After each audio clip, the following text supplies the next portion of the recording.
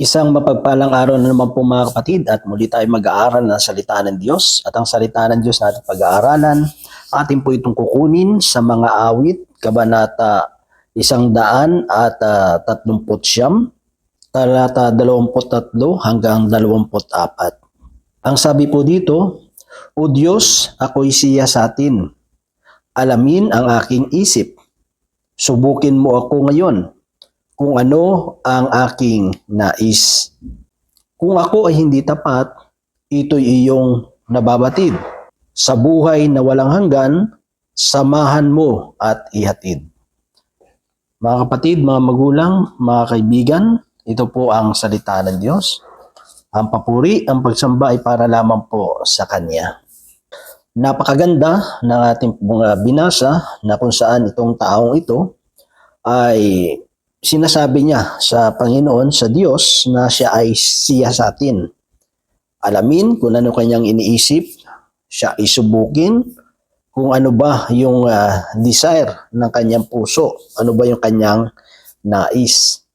Ito po ay hindi magagawa ng isang tao na kapag ang isang tao ay gumagawa ng hindi maganda, hindi tama sa harapan ng Diyos, o may mga bagay siyang itinatago na hindi karapat-dapat at hindi ka nais-nais sa harapan ng Panginoon at sa kapwa-tao niya, kung siya man ay gumagawa na hindi tama o hindi maganda, o nag-iisip siya ng mga bagay na hindi maganda sa kapwa niya, o ano pa man na bagay na hindi maganda. Hindi ito masasabi ng isang tao na namumuhay sa kasalanan o sa kasamaan, o mga taong sinungaling, o mga mandarayang mga tao.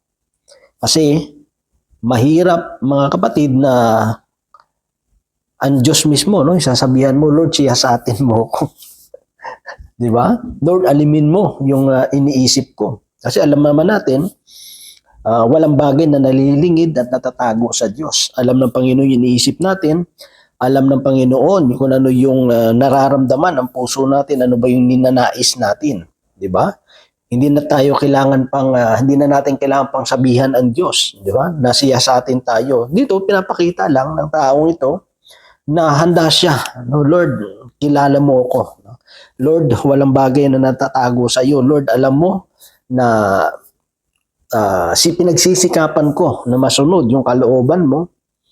Alam mo yung desire ng puso ko na makasunod sa iyo. Alam mo na yung desire ng puso ko ay makapaglingkod sa iyo.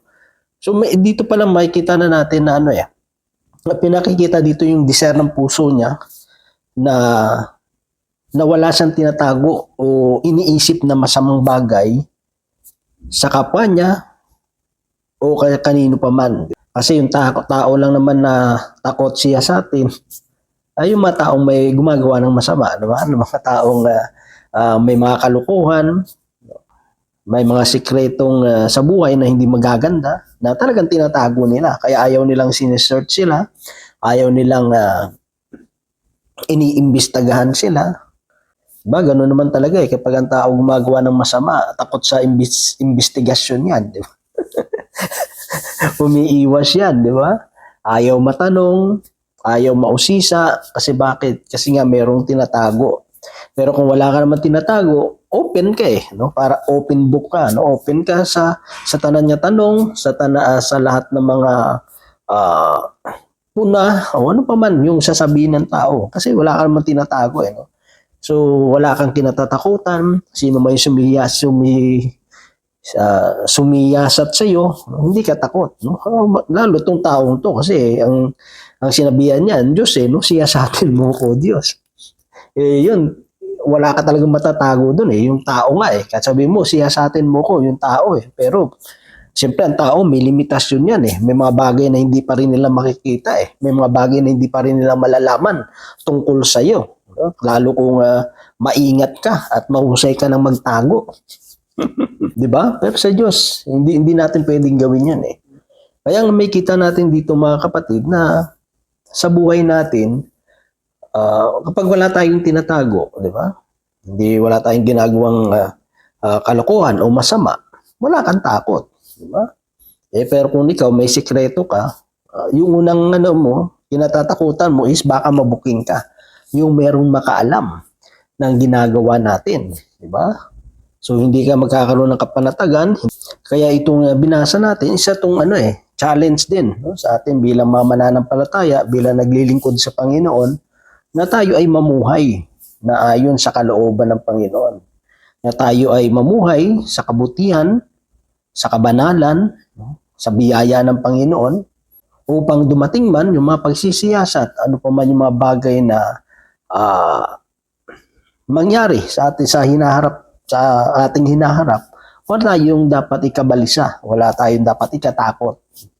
Kasi kung ang deseo ng puso natin ay makatalima, makasunod sa kalooban ng Panginoon, alam natin na ito ay sa ikabubuti, hindi lamang natin sa sarili natin, kundi sa kapwa rin natin. Kaya wala tayong kinatatakutan. Sabi niya doon, kung hindi ako tapat, ito'y iyong nababatid. Yan, sa paglilingkod natin, no? Tapat tayo dun sa paglilingkod natin, ginagawa natin yung ating mga tungkulin, ang ating mga gampanin.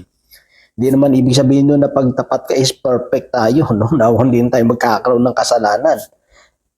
Ang inano dun is yung tapat tayo na ginagawa natin, yung ating mga obligasyon, yung ating mga tungkulin, yung mga bagay na ipinagagawa ng Diyos sa bawat isa po sa atin. Ba? Sa trabaho, sa mga mahal natin sa buhay, sa ating asawa, sa ating mga kaibigan, sa ating mga magulang. Diba? Nandun yung tinatawag yung katapatan. At wala tayong siyempre, sabi nga doon, kung tayo ay hindi tapat sa sinasabi natin, sa ginagawa natin, malalaman naman ito ng Diyos eh. Kaya nga sasabi doon, wala tayong pwedeng itago sa Panginoon.